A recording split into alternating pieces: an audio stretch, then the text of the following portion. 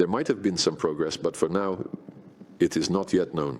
No, but we will somehow work on this because it is a return to normalcy. Sergei Lavrov commented on the negotiations with the USA about resuming direct air connections. The foreign minister said that the Russian side proposed to their colleagues to remove Aeroflot from the sanctions. According to the minister, this step would indeed lead to the resumption of connections. Lavrov also stated that Trump's team understands the necessity of dialogue with Moscow. Prisoner exchanges help countries build trust. On RBC, the main news in the studio with Marina Lapteva. The U.S. President's special envoy, Steve Witkoff, has arrived in Russia. This was reported by Kremlin spokesperson Dmitry Peskov. Earlier, the portal Axios wrote that the American would meet with Vladimir Putin. Peskov said that the Kremlin would provide additional information about such meetings. If true, this would be the third personal conversation between the American diplomat and the Russian president. The previous ones were on February 11th and March 13th.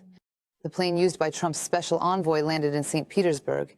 It is known that Vladimir Putin will hold a meeting there today on the development of the naval fleet. Witkoff has already met with the Russian president's special representative, Kirill Dmitriev.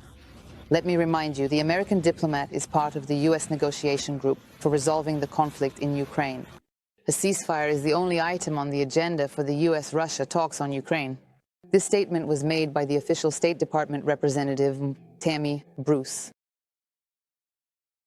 All our leaders, especially the president, all our leaders, particularly President Trump and Secretary of State Rubio, have publicly made it clear what is at stake when it comes to discussing this conflict. This is a situation that will not be resolved by military means. It's a meat grinder. Nothing else can be discussed until the shooting and killing stop. Bruce said that the U.S. wants to avoid a prolonged resolution of the crisis in Ukraine. According to her, the settlement will not last longer than 6 months. Moscow states that it is ready for serious dialogue on the situation in Ukraine. At the same time, Russia emphasizes that the negotiation process should not be used to strengthen Kyiv's military capabilities. Today, another meeting of the Ramstein format is taking place at NATO headquarters in Brussels. The head of the Pentagon did not attend in person and will speak via video link. The United Kingdom and Germany have already stated that they will continue to provide military assistance to Ukraine. The court did not release GIS Major General Ivan Popov from the detention center, who is accused of fraud. It was previously reported that he would be sent on a special operation as the commander of one of the units. In this regard, the lawyer requested to suspend the proceedings in Popov's case. The prosecution, meanwhile, insisted on a 6-year sentence in a general regime colony. Popov is accused of large-scale fraud and official forgery. According to they will come into effect on April 12th. This is a response to Donald Trump's decision to increase tariffs on goods from China. Beijing called this a serious violation of international trade and economic rules and filed a new complaint with the World Trade Organization, as reported by the Ministry of Commerce of the Republic. At the same time, the U.S. claims that they do not want a conflict with China. We do not see a conflict with Communist China. We are not seeking a conflict with Communist China. That would be a terrible outcome. President Trump has a great relationship with Xi Jinping. They often talk, there is mutual respect. And I think Trump wants to restore American manufacturing and not be taken advantage of.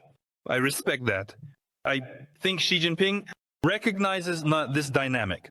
This is good for American power, interest, economy, and industrial base. So I don't think it should lead to conflict, and I sincerely hope it doesn't happen. The U.S. trade war started a few days ago. Trump initially announced an increase in tariffs against almost all countries. Then the decision was postponed because many agreed to negotiate on trade barriers. This did not happen with China. Currently, U.S. tariffs on imports from China are 145%. Amid the trade war, the dollar fell to a 3-year low against the euro. China and the European Union must jointly resist the unilateral intimidation by the U.S. to protect their interests and international rules. There are no winners in tariff wars, stated Chinese President Xi Jinping during a meeting with Spanish Prime Minister Pedro Sanchez.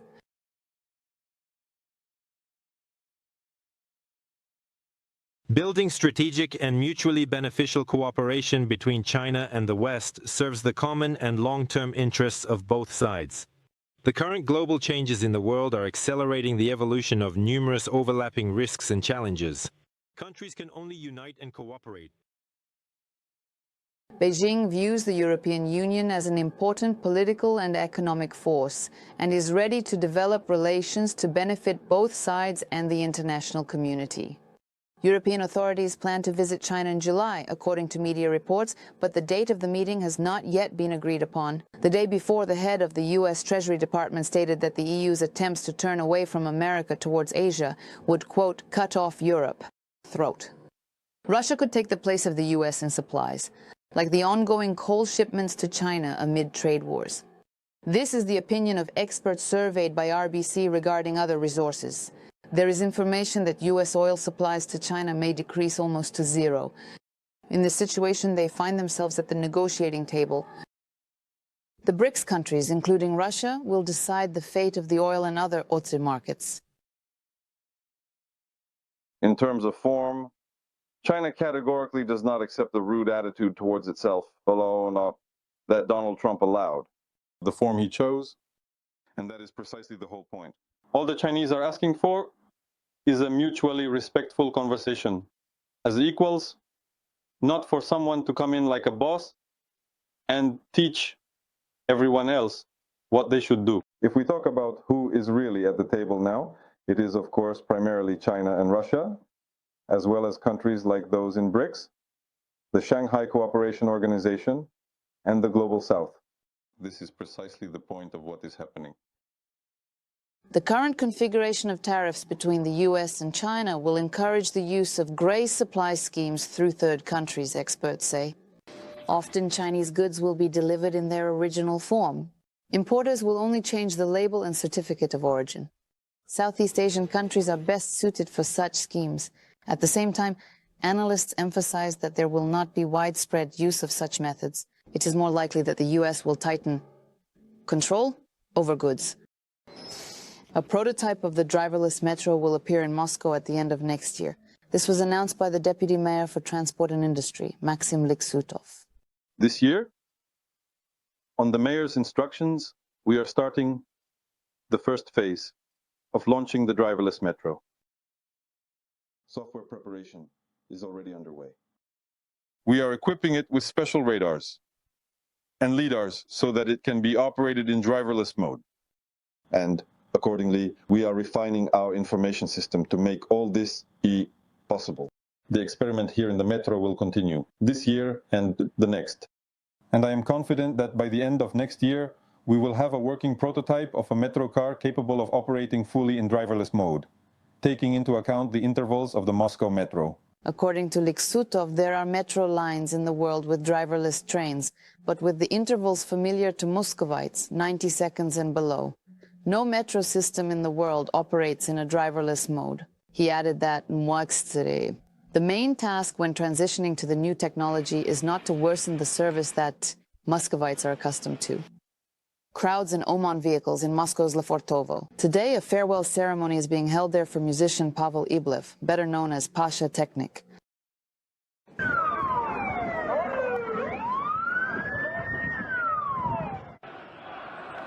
Eyewitnesses report arrests.